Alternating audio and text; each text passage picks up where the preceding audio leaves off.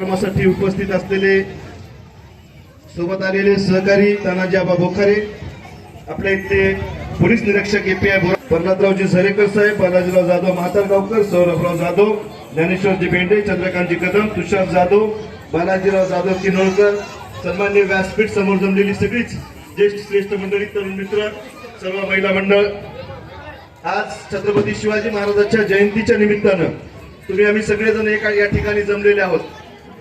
18 पगड जातीच्या लोकांना स्थापन करण्याचं काम हे छत्रपती शिवाजी महाराजांनी केलेले. आज आपण बघितलं असन, छत्रपती शिवाजी महाराज डॉक्टर बाबासाहेब आंबेडकर यांच्या स्मारकाला आपण हार घातला. आज खऱ्या अर्थानं या दोघांच्याही विचाराची गरज ही आपल्या सगळ्यांना आहे. आज आपल्यातून निघून जाऊन कित्येक वर्ष झाले असतील, पण त्यांच्या विचाराचा वारसा या जयंतीच्या निमित्तानं आपण करतोय. जयंती कोणाची साजरी करतात?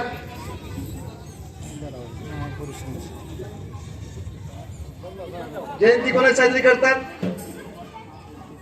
मोठ्या थोर लोकांची जयंती साजरी होत असते छत्रपती शिवाजी महाराजांची. 18 पगड जातीच्या लोकांना एका जागी करण्याचं सामर्थ्य आणि त्यानंतर स्वराज्य स्थापन करण्याचं काम हे छत्रपती शिवाजी महाराजांनी केलेलं आहे. कोणी अयोध्येचा राजा होता, कोणी मगध देशाचा राजा होता, पण छत्रपती शिवाजी महाराज हे जनतेचे राजे होते.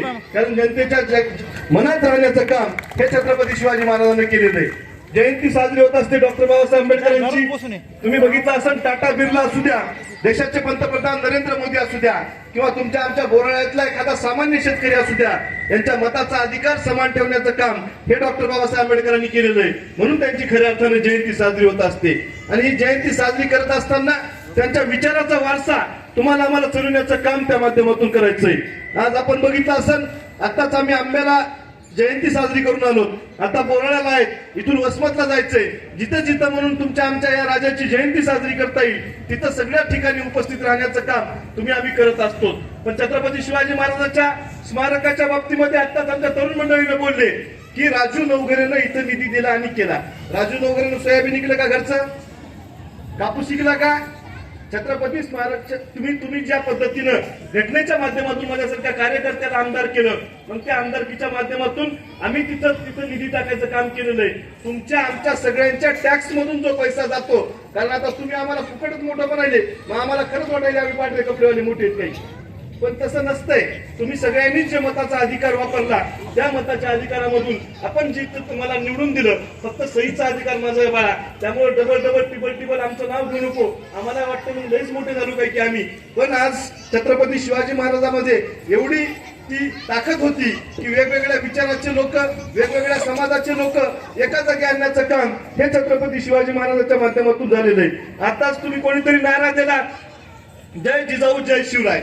जय जिजाऊ जय शिवराय म्हणजे काय? आत्मसन्मान म्हणजे जय जिजाऊ जय शिवराय.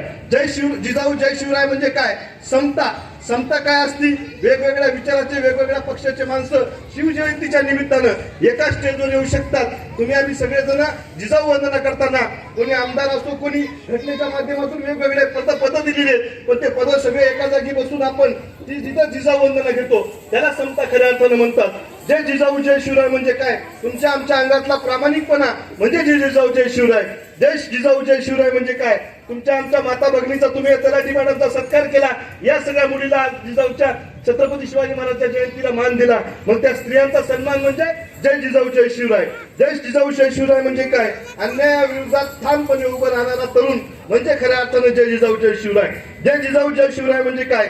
धर्मापेक्षा माणुसकी मोठी, या जातीपेक्षा, या पंथापेक्षा माणुसकी ज्याच्यामध्ये मोठी आहे ती खऱ्या अर्थानं जय जिजाऊ जय शिवराय.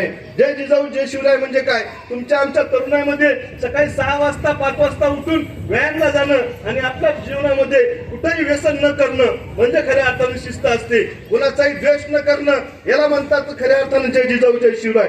जय जिजाऊ जय शिवराय म्हणजे निर्णय घेण्याचे धैर्य ज्याच्यामध्ये आहे.